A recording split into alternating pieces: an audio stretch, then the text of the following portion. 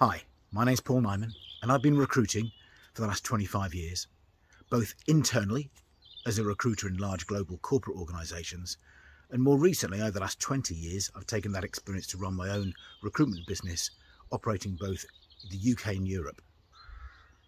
I'm going to share with you in the next couple of minutes my experience of personally having been made redundant and my knowledge and understanding in terms of what you can do to maximise your situation having faced redundancy and the emotions that involves.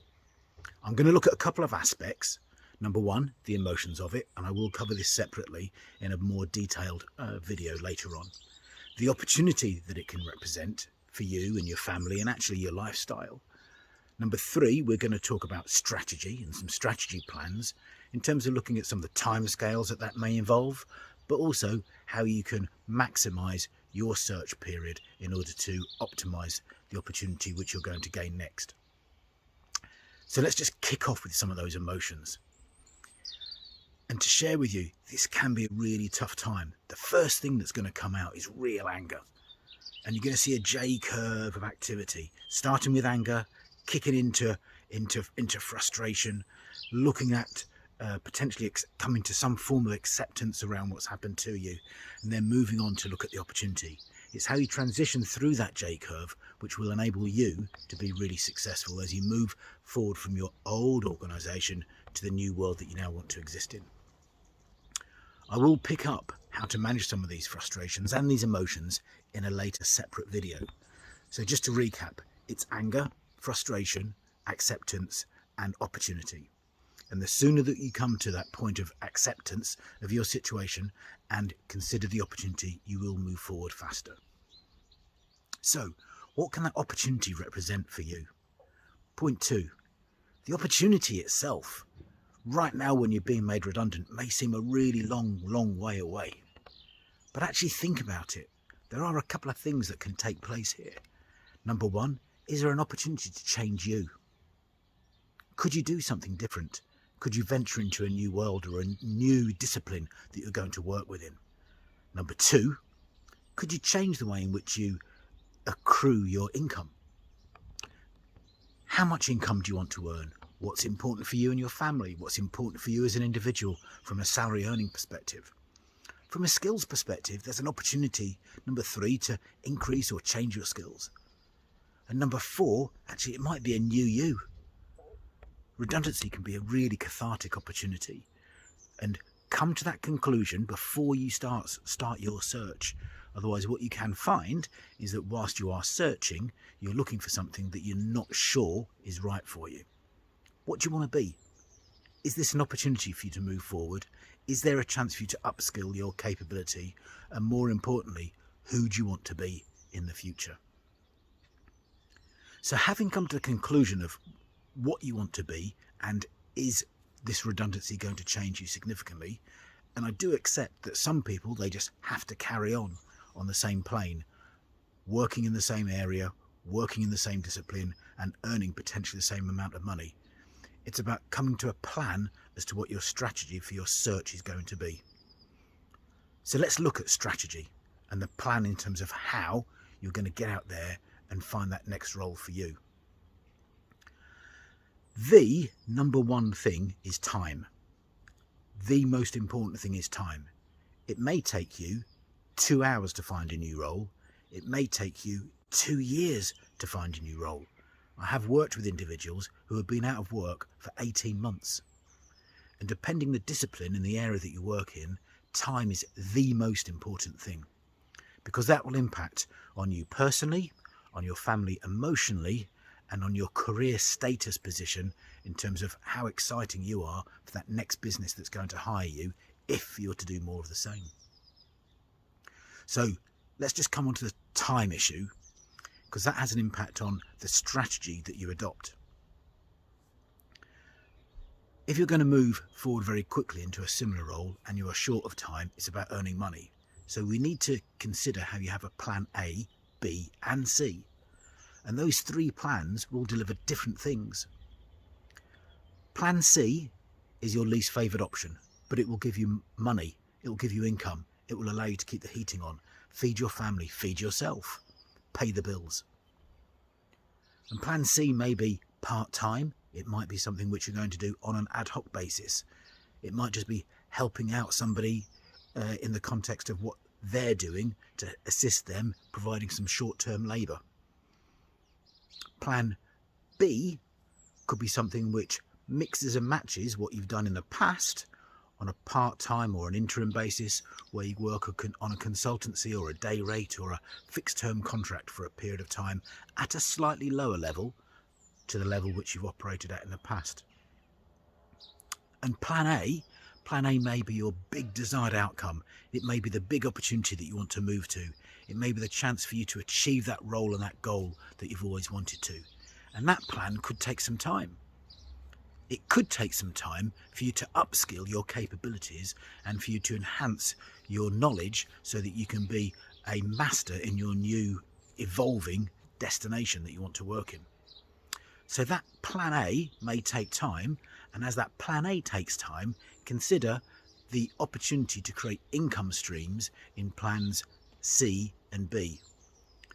Plans C and B may not necessarily be your long-term career objective, but actually what it will provide is it gives, one, you some money to come in and feed and pay the bills, and number two, most importantly, it gives you something to do. And having something to do when you're redundant is really, really, really important, because the first question that anybody asks you when you walk in for an interview is, what have you been up to recently? And even if you say, I've been helping my friend out paint his house, or I've been helping my mother rearrange her finances, as long as you can put something to a plan and something into that conversation, it gives you more credibility.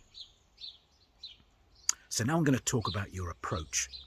We've talked about time, plan A, B and C, and actually the approach of making your search probably a 2 or a 3 day week is something which a lot of individuals find really powerful. So why have a plan that's only a 2 or 3 day week?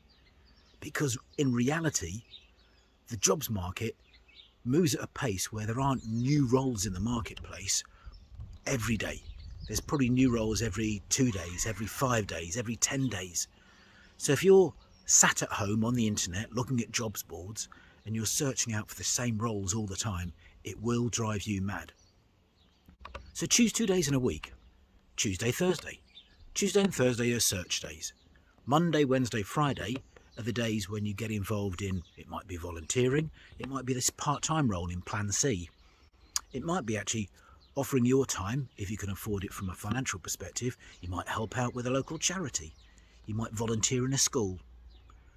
But having a structure to your day and a structure to your week and potentially months as you search for that new role will assist you from a mental state as you prepare to transition into this new way of working following redundancy. So your plan of a 2 or a 3 day week, making it part-time, gives you that structure. It also gives you a degree of ownership. You own control of your week. And rather than chasing everything, your 2 day week, Tuesday, Thursday, it's quite within your rights to say to an interviewer, I'm sorry, I can't make the interview on the Wednesday because I'm busy that day. Everyone loves busy people, but I can make the interview on the Thursday because I'm available that day. Thank you very much. So give a structure to your day. Moving on to your approach, and I will cover some of this off in a later clip. There are 3 areas in which you can find new opportunities. 1, that could be from a personal network perspective. That's going to be friends, family, it might be previous employers. 2, it's using individuals like myself as a recruiter. Network with those recruiters. And number 3 is going to be the advertised jobs board. I'm going to cover each of those individually now in a bit more detail. In reality, your least successful route for the time and the effort that you put in will probably be the advertised jobs board. So if you think about it practically, if you position a role on LinkedIn, thousands of people potentially apply. The whole world can see it. So you're up against everyone. So if you're working through the advertised jobs board, apply to roles which are directly linked to what you are doing. Because if you're applying to roles which are directly linked to what you are doing, The future interviewer will be more interested in you than looking at someone who has no relevant experience. And when you're searching for a role and you're continually applying to opportunities that you're being rejected from, it ultimately has a really big impact on your personal performance at interview. Number 2, create a network of trusted recruiters. That's not every recruiter, trusted recruiters. Recruitment companies appoint and work with organisations and candidates who reflect their culture. So understand the culture of the recruiter who you're working with, because they're the ones that are most likely to place you. Do you want to speak to every recruiter in the marketplace? Probably not. Do you want to speak to a select group of recruiters in the marketplace? Probably yes. Do recruiters differ in their style? Yes. Are there recruiters who have different approaches? Yes. I will cover some of this off on a separate video at some point in the future, but I'm happy to, should you wish to seek further insights, offer you advice around that. And finally, the personal network. The personal network will provide a plethora of opportunities for you because those individuals in that private network know you. They will trust you enough to refer you into their private network, and they will recognise your skills that can add value to their private network. It's almost like an inverted V. So imagine the inverted V. At the top of that V is the trusted network. It's a really small, thin channel. Within that network, a little further down in that V, you've got the recruitment companies. And at the bottom of that V, the width of that bottom band is reflected of the advertised market.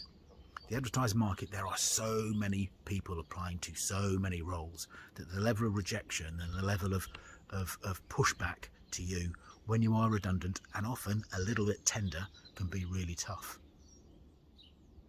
So I'm going to go through a little bit of a recap now as a summary, just to help you in terms of understanding what you need to do as a game plan. Number 1, understand the emotional state that you're in terms of that J-curve. Understand where you are and at what point you want to make the decision about what you want to do in the future. Until you reach that point of acceptance, you're in a very difficult position to be able to help yourself. Number 2, consider what you want to do as the opportunity for the future. Do you want to do something completely new, or do you want to stick within the same sort of discipline area that you worked for in the past? Number 3, that's 3. Number 3, create yourself a plan, your ABC plan. Your C plan, your C activity, is about creating something and getting involved in something which you can do on a day-to-day basis just to earn some money. Your A plan is going to be about delivering personally for you, and that may take longer.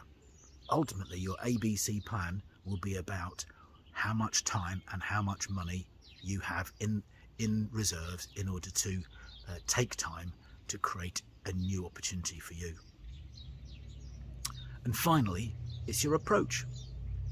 Do you use a recruiter? Do you go down an advertised network? Or do you actually go through a personal network that you already know? Like many things, planning in advance and just thinking about it, and find a mentor. Find a mentor to talk to. Having people to bounce ideas off can be immeasurably successful. Do subscribe and like here, because you can share this with other individuals who, once you've been successful in finding your role, can benefit hopefully from the insights I've shared with you. I will be posting others in the Paul Nyman Career Support Centre in the future. If you have any questions, give me a call, share and do like, because this is about supporting others at a time of need. Hope this has been helpful, and I'll catch up with you soon.